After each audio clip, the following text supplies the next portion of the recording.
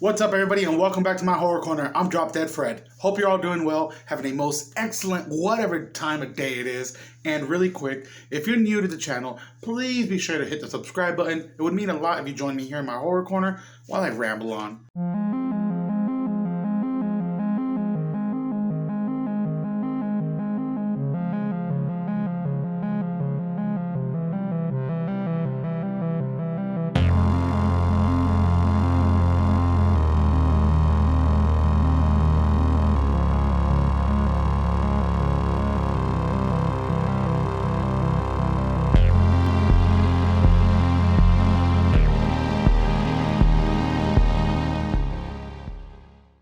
Alright, today we're looking at The Djinn, written and directed by David Charbonnier and Justin Powell. I'm not sure if I said those right. And this movie was actually recommended to me from my Twitter buddy, Becky, and she's recommended me a couple movies before, and I freaking absolutely enjoyed this movie. So thank you so much, Becky. This one's for you.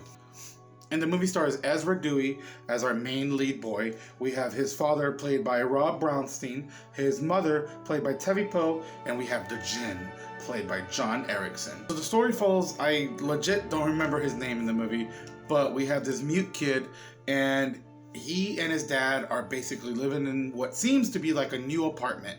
His dad is like a DJ, you know. This takes place in 1989 also, which I absolutely loved. But his dad's a DJ, and one night, you know, his dad pulls a double shift, so the kid's alone at home, and he's looking around the apartment and finds some of the belongings of the previous owner. And one of these belongings is, and a couple things he's find is like a candle, I think, a mirror, and this book called the Book of Shadows. And in it has this type of ritual. When you perform it, it will grant your heart's fucking desire. And this is one of those movies that be careful what you fucking wish for. Man, I really enjoyed this movie. I'll say this right now, its ending definitely caught me a little off guard, which made me like the movie overall a lot freaking more. So let's talk about the setting. It's basically, it's nothing new, how about that? Because you essentially have Home Alone with a fucking genie, evil genie.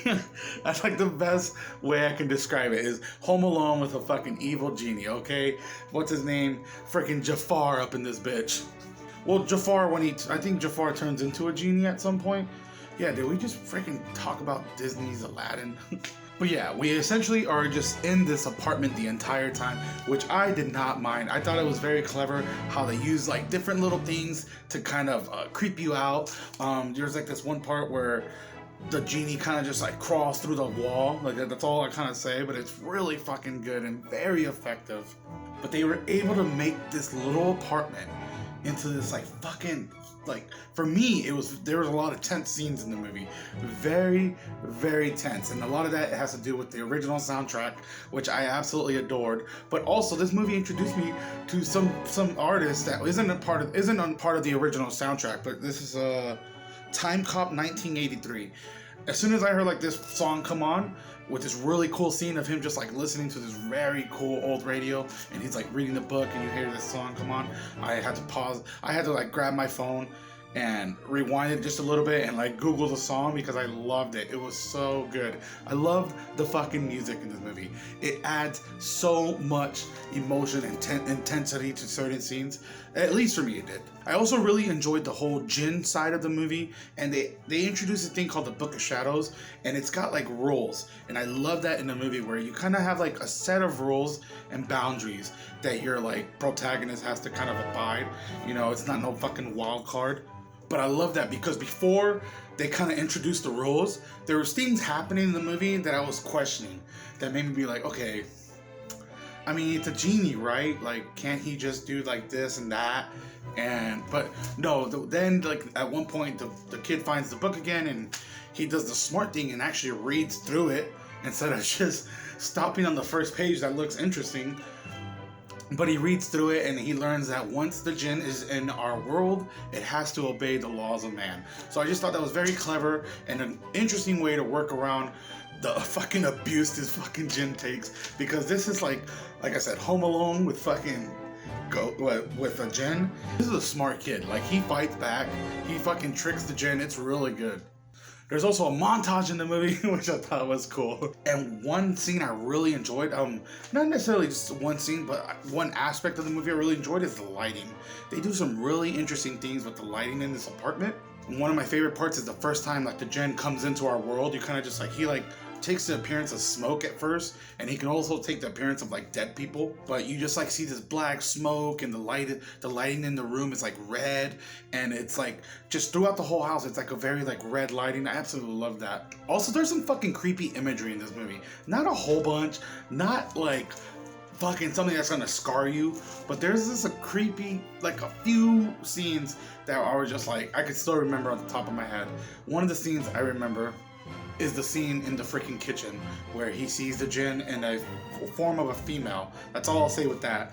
But that was very creepy, and the Djinn is almost animalistic in a sense. Like it acts almost like a predator. It's fucking like growling and making these weird like fucking like movements and shit like that. It's so good. But that scene in the kitchen where the kid's being chased and he fucking like goes in the kitchen, and it was just good. It was fucking good. Also, there was a lot more emotion in this movie than I was expected. It's very brisk too. I think it's running at like an hour and 20 something minutes, like 22 minutes or something.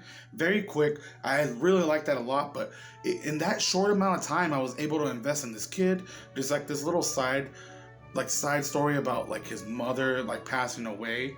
And you like, as the movie progresses, you kind of like see what happens with that. I thought that was very interesting, but no, this is a very emotional movie, especially near the end. Especially the end, actually.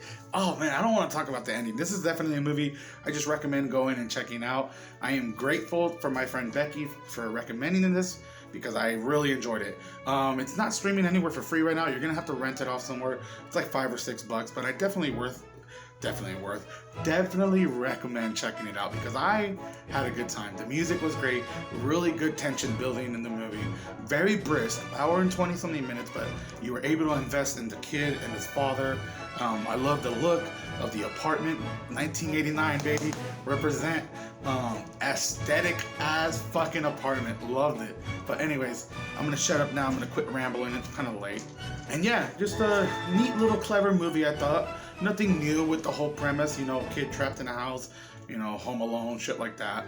But I just enjoyed it overall. With that being said, I'm gonna shut up for reals this time. Hope you all enjoyed. Please don't forget to hit the subscribe button. Also, if you enjoyed the video, hit a like and let me know what you think in the comment. If there's and let me know what you think in the comments. Also, if there's a movie that you'd like to see me review, let me know. Happy Spookies!